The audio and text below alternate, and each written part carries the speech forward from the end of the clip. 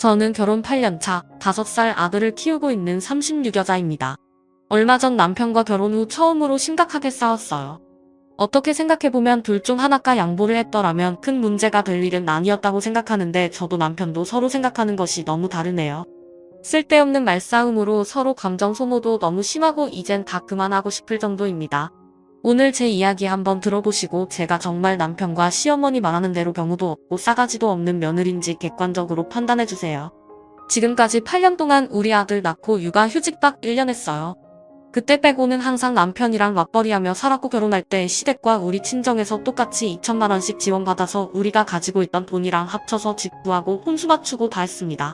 특별히 제가 시댁에 신세를 진 것도 없고 남편에 비해 크게 조건이 모자라지도 않아요. 사실 조건이라고 할 만한 것도 없이 그냥 평범하게 자라서 평범하게 회사 다니는 사람들이고 시댁이나 저희 친정집에서 나중에 물려받을 만한 재산이 크게 있는 것도 아닙니다. 누가 잘났네 못났네 할 필요 없이 그냥 부부끼리 싸우지 않고 행복하게 잘 살면 그만인데 시부모와 남편의 생각으로는 제가 한참 못난 사람이었나 봐요. 결혼하고 지금까지 시댁의 며느리 노릇 제대로 못했다고 생각하지 않습니다. 시부모 생일이나 기념일도 다 챙겼고 우리 친정 부모님이랑 비교해봤을 때 시댁에 한두 번이라도 더하면 더했지 덜 챙긴 적 없었거든요. 시댁 가려면 차로 1시간 반이나 걸리는데 아이 태어나고 난 뒤로부터 애의 얼굴 보여줘야 한다는 생각으로 적어도 한 달에 한 번씩은 시부모 모시고 식사 자리도 만들었습니다.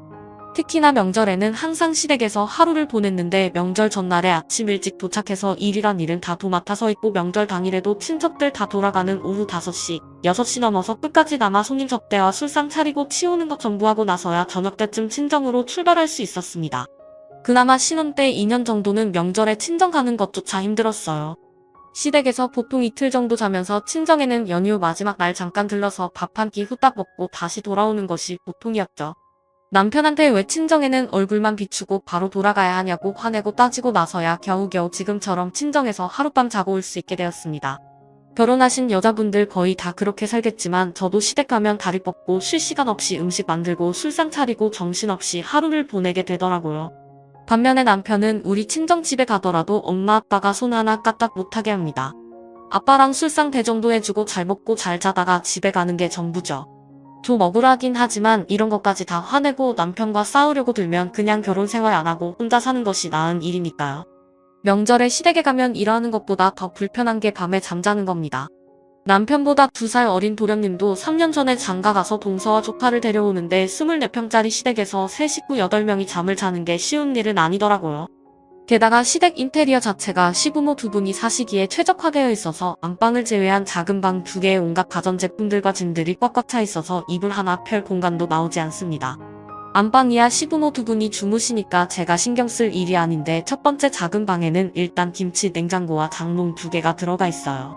안 그래도 작은 방인데 그런 짐들 때문에 이불 하나 펼 공간이 없습니다. 두 번째 작은 방에는 지금은 쓰지도 않는 피아노도 있고 남편이 대학 가기 전 학창시절 때 쓰던 싱글 침대도 하나 있습니다. 키가 작은 애들이라면 모를까 성인은 절대 우리 시댁집 작은 방에서 다리 뻗고 잠을 잘 수가 없어요. 그러면 그나마 공간이 있는 거실에서 저와 남편 우리 아들 셋과 동선에 식구 셋이 이불 펴고 쭉 누워서 잠을 자야 합니다. 그나마 거실 베란다 쪽에서 자면 다행인데 현관과 주방 쪽에서 잠을 자면 엄청 불편하고 자다가 몸이라도 뒤척거리면 현관 센서 등이 켜지는 바람에 다들 잠을 설치기 마련이죠.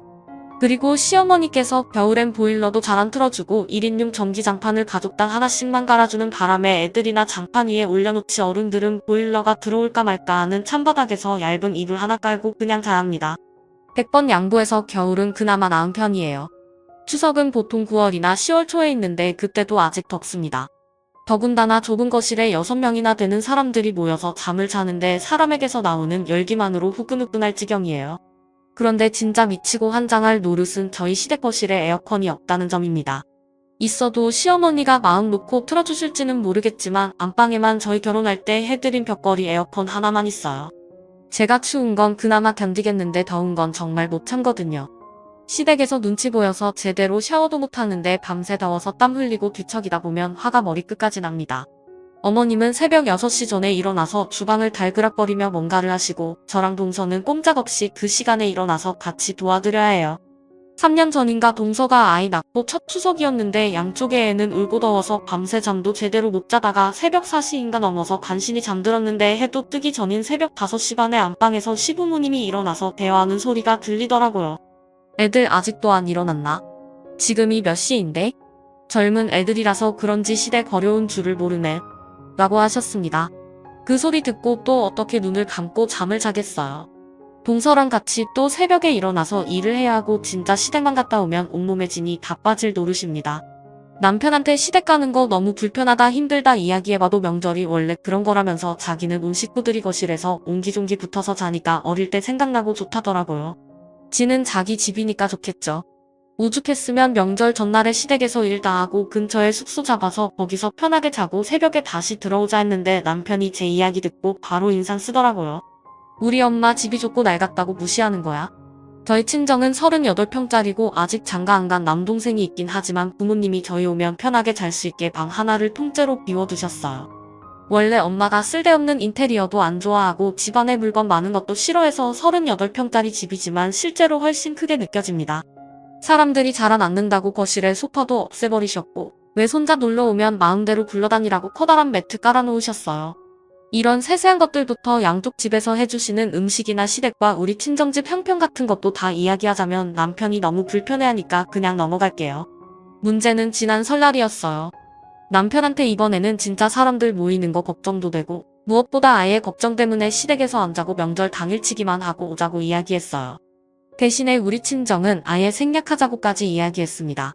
친정 부모님한테는 정말 죄송했지만 이 정도 양보 안 하면 남편은 아예 제 이야기를 들어줄 생각도 안 하는 사람이거든요. 미리 시어머니한테 명절 용돈이랑 차례비를 보내놓고 명절 당일 새벽에 일찍 출발해서 상 차리는 것도 와드리고 차례만 지낸 후에 집으로 바로 돌아오자고 이야기했더니 남편은 바로 도끼 눈을 뜨면서 저보고 며느리 자격도 없는 여자랍니다. 그동안 제 생각에서 편의를 많이 봐주고 있었는데 배려해줄수록 만족을 모른다네요. 명절에 겨우 하루 자고 오는 건데 그게 그렇게 하기 싫은 거냐고. 차라리 이번 기회에 시어머니와 인연 끊고 따로 살라 합니다. 저는 절대 일을 크게 만들고 싶지 않았고 그럴 의도도 없었어요. 좁은 거실에서 다 같이 누워 자는 것도 싫었고 요즘은 건강도 걱정되니까 조금 조심하자는 건데 그게 그렇게도 무리한 부탁인 줄은 몰랐습니다. 남편과 가볍게 말싸움하고 일단 나중에 다시 이야기하기로 했는데 바로 다음날에 시어머니가 제게 전화하셔서 저를 죽이네 살리네 이래서 며느리들한테 잘해줘봐야 아무 소용없다고 완전 집안에 역적 취급을 하십니다. 저랑 완전히 이야기도 안 끝났는데 그 사이를 못 참고 남편이 시모한테 일러 바쳤나봐요. 괜히 욕먹으니까 저도 기분 나쁘고 그날 집에 돌아와서 남편과 2차전으로 붙었어요. 내가 맞네 말싸움하다가 남편이 결정적으로 하는 말이 자기가 저를 배려하느라 본인 엄마한테 미안한 것이 너무 많다네요. 엄마 혼자 너무 고생하는데 제가 도와줄 생각도 없어 보이고 시댁에 조금만 오래 있으면 얼굴 표정 싹 굳어지니까 본인이 불효자가 된 것만 같답니다. 진짜 그 이야기 듣고 머릿속에서 피가 거꾸로 솟는 기분이 들었어요. 불효자. 남의 집딸로 왜 자기 엄마한테 대신 효도하라는 건가요? 명절에 시댁 가면 저랑 시어머니가 설거지하는 거 한번 도와준 적 없는 남편인데 본인 손으로 직접 효도하면 죽는 병이라도 걸렸답니까? 시어머니한테 욕까지 먹은 마당에 저는 시댁 안 간다고 끝까지 버텼고 남편도 나중에는 앞으로 저보고 알아서 하랍니다. 저는 진짜로 이번에는 안 갈 생각이고 우리 애도 보낼 생각 없어요.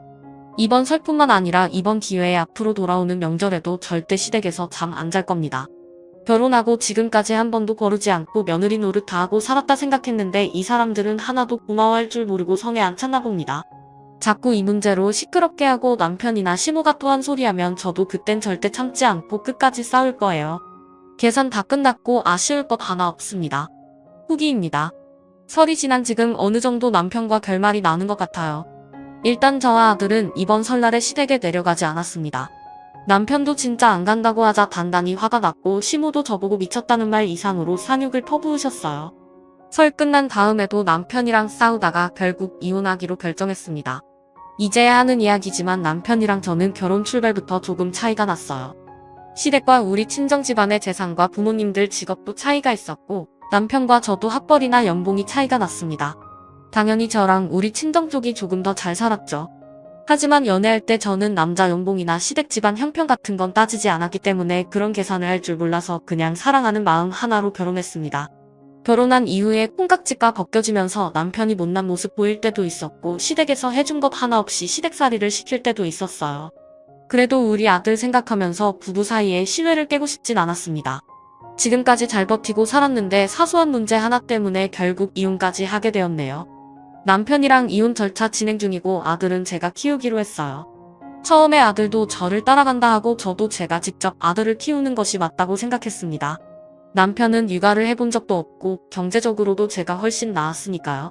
양육비 달라는 소리 안 할 테니까 아들을 내가 데려가겠다 이야기했을 때 남편도 절대 안 된다 하고 특히 시부모님 둘은 집안에 장손 뺏어가려 하느냐고 완전 뒤집어치더라고요.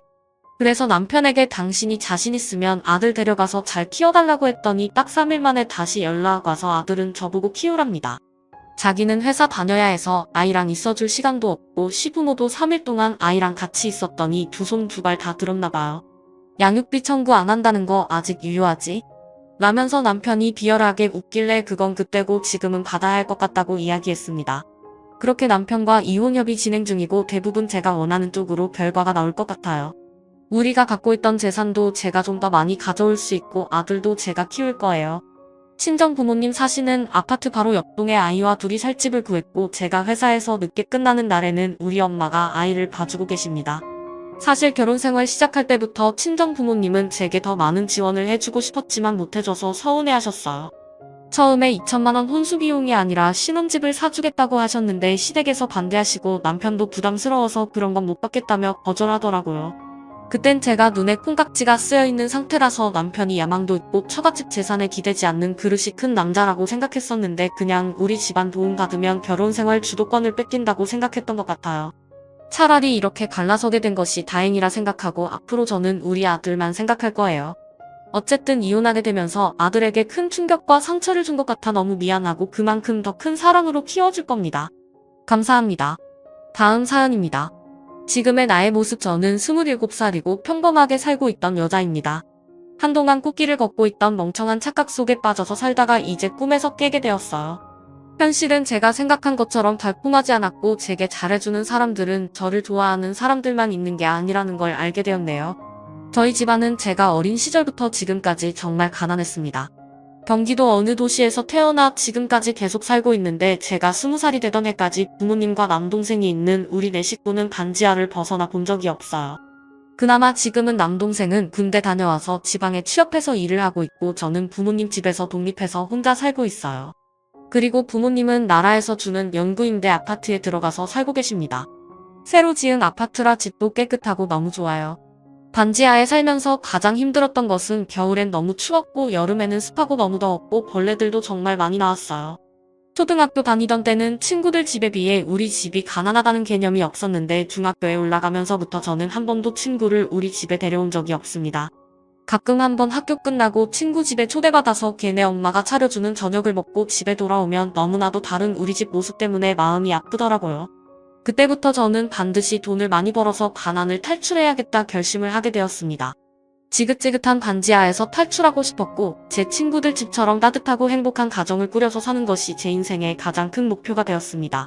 그래서 20살이 되자마자 대학을 포기하고 일을 시작했고 6시에 끝나는 사무직 길이 끝나면 동네에서 호프집이나 고깃집 아르바이트를 밤늦게까지 매일 했어요. 정말 돈을 모아야겠다는 생각 하나뿐이었고 결국 22살 때 집 보증금을 모아서 독립해서 나와 살게 되었습니다. 부모님과 사이가 나쁜 건 아닌데 예전부터 저만의 공간을 갖고 싶었고 집을 예쁘게 꾸미고 살고 싶어서 돈이 들지만 지금까지 따로 살고 있어요. 정말 해서는 안 될 술집 같은 곳만 빼면 어떤 일이든 닥치는 대로 일을 했습니다. 시급 500원 더 준다고 하면 새벽 1시, 2시까지 하는 일도 마다하지 않았어요. 덕분에 제 나이 또래 친구들보다 사회 경험도 많아서 손도 빠르고 무슨 일을 하던 야무지고 일 잘한다는 소리를 많이 들었습니다. 식당에서 일을 하면 아주머니들이 저를 너무 좋아해 주셨고 호프집에서 일을 해도 주방 이모나 사장님이 항상 다른 일 하지 말고 이 일을 매일 하라며 시급을 많이 올려주셨죠. 덕분에 저는 회사 다니면서도 끊기지 않고 계속 아르바이트를 할 수 있었고 점점 늘어나는 시급 덕분에 나중에는 회사에서 8시간 일하는 것보다 퇴근하고 일해서 받는 돈이 더 커져버릴 지경에 이르렀습니다. 나중에 저도 돈을 모아서 매일 장사를 해볼 생각이 있었기 때문에 한 곳에서만 오래 하지 않고 몇 달 하다가 매번 다른 일을 찾아서 했어요. 그러다 우리 동네에 오래된 설렁탕 집이 있어서 거기에서 주말 알바를 시작했습니다. 원래는 주말 토요일, 일요일 이틀만 일을 하기로 되어 있었는데 사장님 내외 분들이 너무 저를 좋아하셔서 평일은 물론 지금 회사 다니고 있던 걸 그만두고 가게에서 계속 일을 해보지 않겠냐고 물어보시더라고요. 돈도 지금 회사에서 받는 월급보다 더 많이 줄 수 있다고 하셨지만 제 생각으로는 안정적인 회사를 다니면서 아르바이트는 10시간을 이용해야 하는 거라 생각하고 있었기 때문에 일단 거절을 했습니다. 대신 주말엔 다른 일 하지 말고 이 가게에서 고정적으로 일을 해줬으면 좋겠다 하셔서 그렇게 하기로 하고 시급도 그 자리에서 올려받았어요. 그 집이 수십 년째 내려온 오래된 설렁탕 집인데 손님이 엄청 많은 편은 아니었어요. 주말에도 점심과 저녁 식사 시간 빼면 손님이 없이 한가했고 일이 없을 때는 하고 싶은 걸 하면서 쉬어도 괜찮았습니다. 그 집에는 아들이 하나 있었는데 아들이 주방에서 설렁탕 끓이는 일을 전수받고 있더라고요. 나이가 저보다 6살이 더 많았는데 저한테 말 한마디 건넨 적 없어서 나한테 관심이 없구나 하고 저도 별 관심 두지 않고 지냈었습니다. 제가 설렁탕 집에서 주말 알바를 시작한 지 3개월 정도가 지났을 때 사장님 부부가 퇴근하는 저를 붙잡아서 다시 한번 물으셨어요. 정말 직원으로 일할 생각이 없냐고 일하는 모습이 너무 마음에 든다면서 솔직히 며느리 삼아서 가게를 맡기고 싶다는 말씀을 하셨습니다. 그러면서 자기 아들도 제게 관심이 있다면서 너만 좋으면 진지하게 만나보라 하시길래 솔직히 그때는 기분이 나쁘진 않더라고요. 제가 학교 졸업하고 바로 직장 다니며 일을 시작했었고 퇴근한 이후 저녁이나 주말 공휴일에도 항상 아르바이트로 일을 하고 있었기 때문에 연애다운 연애를 해본 적이 없었어요. 회사에서 저를 좋아한다는 사람이 있긴 했었지만 맨날 일을 하고 있으니 데이트를 해볼 수도 없었고 몇 번 좋은 감정을 가졌던 남자가 있었는데도 연인 사이로 발전할 수가 없더라고요. 돈도 없고 학력도 모자란 제게는 연애란 것은 사채와 같은 것이었고 그 뒤로는 제게 좋아한다고 말하는 남자들을 다 밀어내면서 살아왔습니다. 그래서 사장 부부가 하는 말을 들으면서도 어차피 안 될 거라 생각하고 있었거든요. 말씀은 고맙지만 힘든 이야기인 것 같다 말씀드리고 거절하려 했는데 그쪽에서 먼저 저희 집 사정이 어려운 것도 알고 제가 열심히 사는 모습을 지켜보면서 정말 며느리 삼고 싶어서 하는 말이니까 한번 진지하게 생각해줬으면 좋겠다 하더라고요. 우리 아들이 마음에 안 들어서 그래? 그래도 벌써 돈 모아서 집도 있고 가게에서 일하는 것 말고는 아무것도 모르는 애다. 여태껏 속 썩인 적 없고 사고 친 적 없는 착한 아들이야. 한번 속는 셈 치고 만나봐. 제가 속부린 것은 맞지만 사실 주인집 아들이 싫지는 않았어요. 외모는 평범했는데 말수도 적고 일에 집중하는 모습이 괜찮다고 느끼고 있었거든요. 거기에다 벌써 집까지 갖고 있다는 말에 이상하게 마음이 흔들리면서 제가 평생 고생하며 살았고 지금까지도 그놈의 집 하나가 없어서 쉬는 날 다른 사람들처럼 놀러 가지도 못하고 일만 하며 사는 내 처지가 떠오르며 없던 관심까지 절로 생겨났습니다. 저 사람은 부모 잘 만나서 젊은 나이에 벌써 집이 있구나 이런 사람이랑 만나서 결혼하면 평생 집 살 걱정할 필요 없고 직장에서 잘릴 걱정할 필요도 없이 안정적으로 살 수 있겠다는 생각이 들더라고요. 그런 마음 이후로 차마 괜찮다 싫다는 말이 나오지 않아서 아무 말 안 하고 가만히 있었더니 사장 부부는 그럼 그렇게 하는 걸로 하자라고 이야기하면서 그날의 대화는 끝이 났습니다. 다음 날은 월요일이라 회사로 출근을 했었고 퇴근하고 집에 와서 옷 갈아입고 저녁 알바하러 가고 있는데 모르는 번호로 연락이 오더라고요. 누군가 싶어 확인해보니 설렁탕집 아들이었습니다. 아마도 사장 부부가 아들에게 제 전화번호를 알려준 것 같았어요.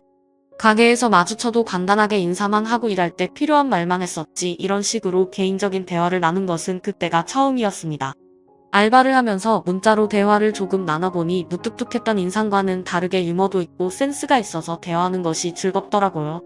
그때 이후로 평일에 자주 연락하며 지냈고 주말에는 설렁탕 집에 알바하러 가면서 점점 친해지고 그러다 보니 일 끝나면 데이트도 하면서 사귀는 사이가 되었습니다.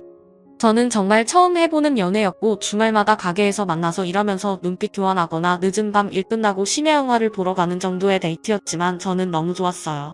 처음으로 가족 이외에 제 편이 생긴 기분이었고 나이도 연상에다 가진 것이 저보다 많아서 그런지 안정된 기분이 들더라고요. 6개월 정도 그렇게 주말 연애를 하고 있을 때 사장은 또다시 저를 불러서 어차피 사귀기 시작한 거 연애 적당하게 하고 빨리 결혼해서 둘이 가게를 운영했으면 좋겠다 하셨어요. 자기들은 나이도 있고 이제 식당 일 그만하고 싶으니 너희들에게 맡기고 은퇴하고 싶다면서요. 본격적으로 일을 배우라 하시길래 저는 다니던 회사도 그만두고 일주일에 6일을 설렁탕집으로 출근해서 하루 종일 일을 했습니다. 그때 저는 뭔가에 홀린 사람 같았어요. 사장 내외 두 분과 당시에 남자친구가 저를 많이 좋아하는 것 같기도 했고 그렇게 일을 하면 금방이라도 결혼해서 이 가게 안주인이 되는 거라 생각했습니다. 일하시는 다른 직원분들도 다들 저를 작은 사장 며느리라고 부르셨으니까요. 밤늦게 하던 알바도 다 그만두고 식당 일에만 매달렸고 아침부터 저녁까지 몸은 힘들었지만 결국엔 내 가게가 될 거라는 생각에 기분은 좋았습니다. 제가 이 가게로 들어온 뒤 이상할이 많지 장사가 잘 되었고 저는 그때 남자친구에게 냉동을 해서 택배로도 팔아보자는 제안을 처음으로 했었죠. 육수와 고기를 따로 포장해서 냉동하는 방식이었고 처음엔 이런 게 되겠냐며 반신반의했던 사장 부부도 나중에 주문이 늘어나니까 신나서 좋아하더라고요. 그렇게 연매출 12억, 동네 갑부 설렁탕집으로 소문이 났습니다. 가게도 번창하고 이제 금방이라도 결혼을 할 수 있을 것 같았지만 1년이 지나고 또 1년이 더 지나고 그 다음 해가 거의 다 지나가는데도 언제 결혼하라는 말이 없었습니다.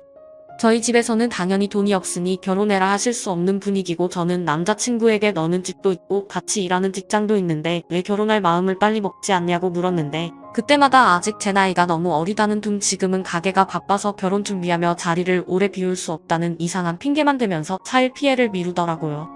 내심 걱정이 되었지만 그래도 언젠간 결혼할 사이니까 괜찮을 거라 스스로 마음먹었어요. 남자친구는 결혼을 미루는 것만 뺀다면 물심양면으로 제게 잘해주었고 그래서 의심 한번 한 적 없이 믿고 기다렸습니다. 그런데 어느 날부터 사장과 사모가 제게 작은 트집을 하나씩 잡기 시작했고 남자친구도 억지를 부리는 걸 보면서도 별다른 말 없이 침묵하더라고요. 예전 같았으면 저한테 다 맡겨놓고 신경도 쓰지 않았을 일인데 사사건건 사장 부부가 간섭하고 새로 들어온 직원들에게 제가 하는 일을 맡겨두었습니다. 남자친구와 일 끝나고 하는 심야 데이트를 언제 했는지 기억도 나지 않을 정도였고 마지막 반년 정도는 제 스스로도 이 사람과 결혼하지 못할 것 같다는 생각이 들었지만 지금까지 들인 시간과 제 노력이 아까워서 먼저 그만하자는 말을 못하겠더라고요.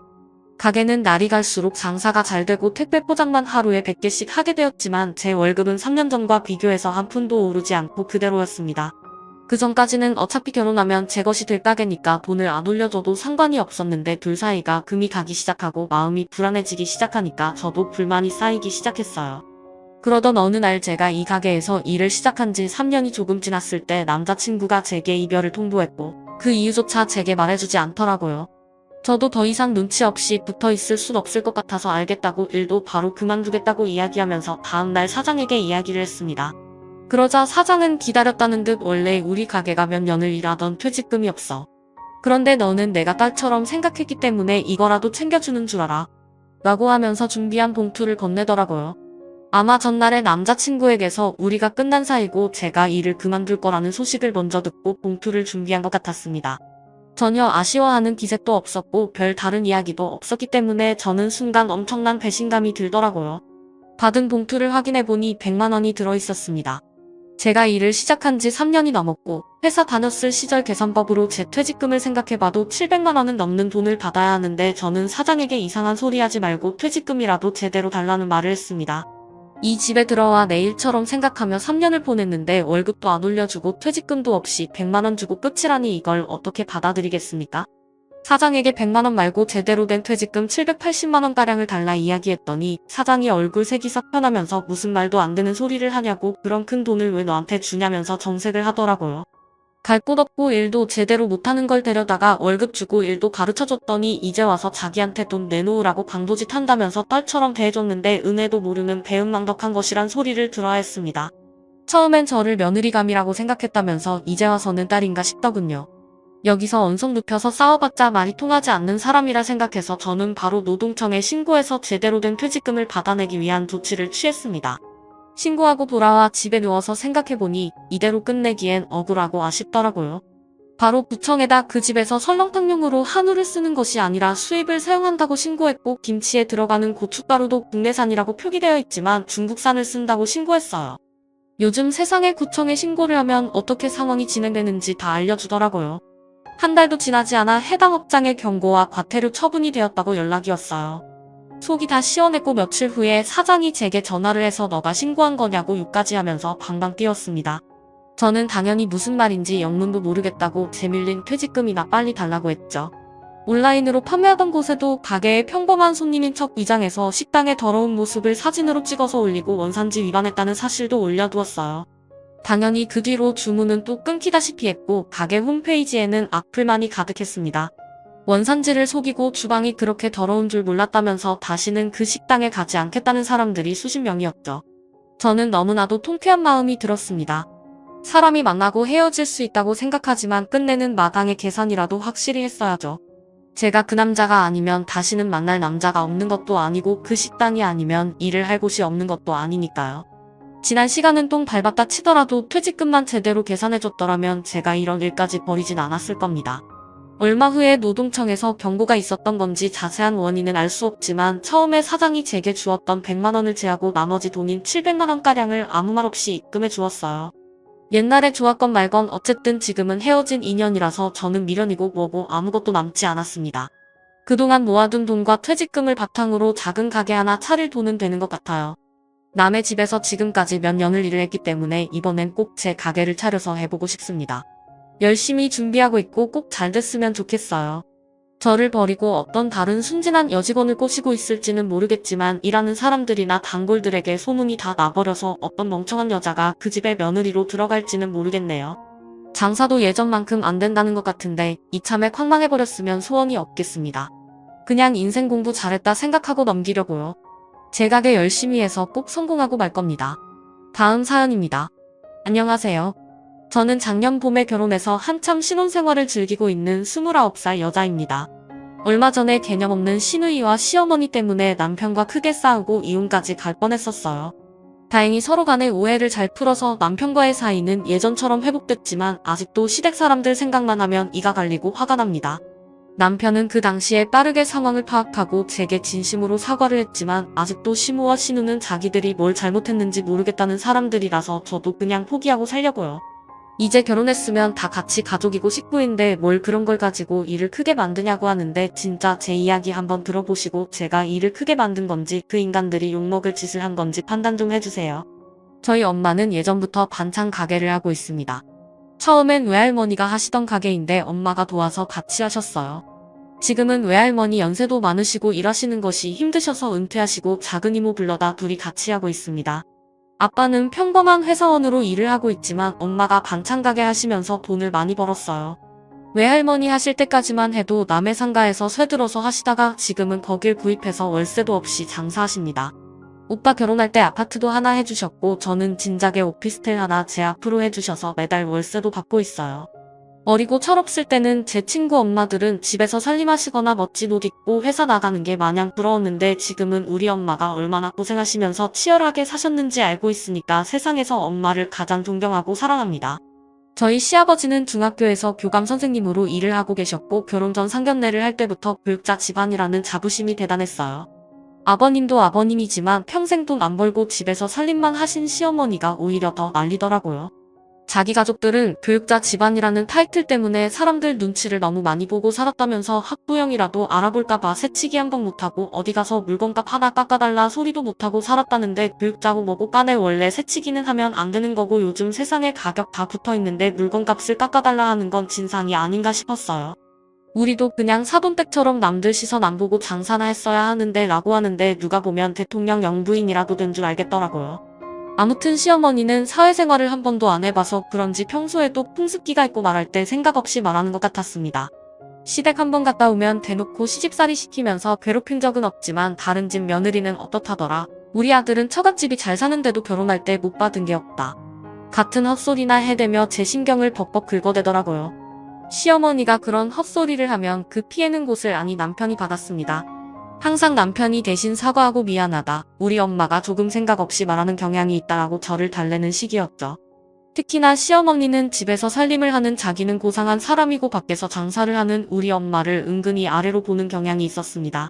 그러면서도 우리 친정에 돈이 더 많다는 것이 열등감으로 작용하는 건지 자꾸만 너희 집은 돈 많으니까 친정 엄마한테 해달라면 되겠다 같은 말을 하시더라고요. 우리 엄마가 돈이 많거나 적거나 그게 제 결혼 생활이랑 무슨 상관이랍니까? 이미 차고 넘칠 만큼 받았을 뿐더러 엄마가 평생 고생해서 벌어놓은 재산을 제가 무슨 권리로 달라 말아 하겠어요. 가끔 제가 하거나 친정엄마가 해서 보내준 반찬을 가져다 드린 적도 있는데 그냥 음식이 맛있으면 맛있다고 하면 될 것을 꼭 떠도 나중에 할 거 없으면 친정엄마랑 반찬 장사나 하면 되겠다라는 식으로 듣는 사람 속 뒤집어 놓는 소리를 하시더라고요. 오히려 제가 그 소리 듣고 기분 나빠서 얼굴 표정이 굳어있으면 부모님이 반찬 장사하시는 게 뭐 어때서 그러냐고 부모님 직업 창피해하면 안 된다면서 속을 한 번 더 뒤집어 놓습니다. 시어머니 댁에 반찬 놓고 가면 시집가서 따로 살고 있는 시누이가 꼭 며칠 뒤에 자기 엄마한테 반찬 얻어가더니 자기는 왜 안 주냐고 자기도 달라면서 당연하듯 공짜로 친정엄마 반찬을 추가로 더 달라고 성하였어요. 서로 좋은 게 좋은 거라고 엄마 가게에서 팔다가 남은 반찬은 종종 시댁 식구들과 나눠 먹으라며 주시는데 몇 번 가져다 주니까 시모도 고마워 안 하고 시누이도 고맙다는 말 없이 공짜로 더 달라 한다거나 다음엔 고기 반찬으로 달라고 한다든지 돈도 안 주면서 뻔뻔한 모습을 보이니까 주면서도 빈정 상하고 기분 나빠서 처음에 몇 번 가져다 주다가 건넜어요. 엄마한테도 남는 반찬 우리 시댁 가져다 줄 생각하지 말고 그냥 떠리로 팔던지 이라는 이모랑 나눠서 먹으라고 시댁에는 하나도 주지 않았습니다. 아무리 팔다 남는 반찬이라지만 못 먹을 물건도 아니었고 돈을 원하는 것도 아니라 그냥 고맙다 잘 먹었다 소리 한번 하면 될 텐데 그런 말 한 번 한 적도 없이 더 큰 것만 바라는 시댁 사람들의 도둑놈 심보에 완전 질려버렸어요. 제가 한동안 반찬 가져다 드리는 걸 그만두었더니 시모와 시누이가 제게 먼저 연락해서 요즘은 사돈댁 가게가 장사가 잘 되나 보내라고 하면서 은근히 반찬 남는 것 좀 없냐고 가져오라는 식으로 말씀을 하시더라고요. 그때도 딱 잘나서 요즘은 남는 게 하나도 없나 봐요라고 이야기하고 그냥 끊어버렸죠. 하나를 얻어가면 열을 달라는 사람들인데다 공짜로 먹는 주제에 싱겁다 짜다 말들이 하도 많아서 앞으로 친정엄마 반찬은 나 혼자 가져다 먹어야겠다 결심을 했습니다. 그렇게 저는 친정엄마와 시댁 식구들을 완벽하게 갈라놨다 생각하고 있었는데 제가 한 가지 방심하고 있었던 건 그 사람들이 언제든지 우리 엄마 가게로 찾아갈 수 있다는 점을 깜빡하고 있었어요. 시댁에 반찬을 가져다 주지 않은 지 2달 정도 지났을 때 제가 퇴근하다 반찬 좀 사가려고 엄마 가게에 들렀습니다. 저는 결혼한 이후로 엄마 가게에서 반찬을 사다 먹었지 절대 그냥 가져온 적이 없어요. 엄마가 먼저 너무 많이 남았다고 챙겨주거나 가져가서 남편이랑 먹으라고 주는 건 있어도 파는 물건을 제 마음대로 가져온 적은 단 한 번도 없습니다. 옛날부터 얼마나 힘들게 만들어서 파는지 알기 때문에 공짜로 먹고 싶은 생각한다는 것 자체가 미안한 일이거든요. 아무튼 퇴근하고 갔더니 가게에 손님은 별로 없었고 엄마는 주방에서 뭔가를 만들고 있더라고요. 이모한테 별일 없냐고 묻고 제가 고른 반찬들을 계산하고 있는데 이모가 뭔가를 말할까 말까 망설이다가 주방에 있는 엄마한테 들리지 않도록 조용히 귓속말로 이야기하는 겁니다. 요즘 너네 신우랑 시모가 번갈아 가며 맨날 와서 반찬 가져가더라. 처음에 그 이야기 듣고 당연히 와서 돈 주고 사간다는 줄 알았어요. 제가 가져다준 엄마 반찬이 입에 맞아서 이젠 직접 와서 사먹는구나 싶었습니다. 그런데 이야기를 자세히 들어보니 두 모녀가 하루가 멀다 하고 찾아와서 오늘은 뭐가 맛있냐고 물어보고는 반찬 2~3개를 골라서 잘 먹을게요 하면서 그냥 가지고 나간다는 겁니다. 저는 처음에는 이모가 뭘 잘못 알고 말씀하시는 줄 알았어요. 세상에 그런 사람들이 어디 있냐고 엄마한테 돈 줬을 텐데 이모가 못 보고 그런 소리 하는 거 아니냐고 물었지만 진짜 아니랍니다. 지금까지 두 모녀가 10번도 넘겨왔다 갔는데 돈 내는 꼴을 한 번도 못 봤대요. 엄마도 짜증나는 상황이긴 한데 이제 결혼 생활 시작한 제가 괜히 시댁에 해코지 당할까봐 그냥 적선한다 생각하고 참고 있는 거랍니다. 그 말 듣고 엄마 일하고 있는 주방에 뛰어들어가서 그게 맞냐 사실이냐 물어봤어요. 진짜 우리 시댁 인간들이 공짜로 물건 막 집어가냐고.